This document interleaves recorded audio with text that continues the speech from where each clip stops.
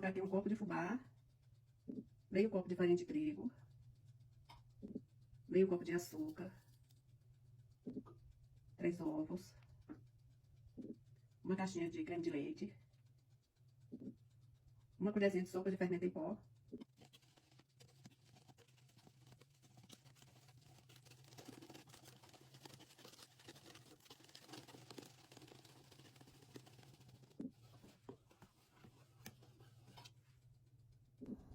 Agora que eu tenho uma forma que já tá untada, com manteiga e farinha de trigo, vou levar ao forno a 180 graus e vou deixar lá no máximo, gente, 55 minutinhos. Daqui a pouco eu volto e mostro pra vocês. Beijo.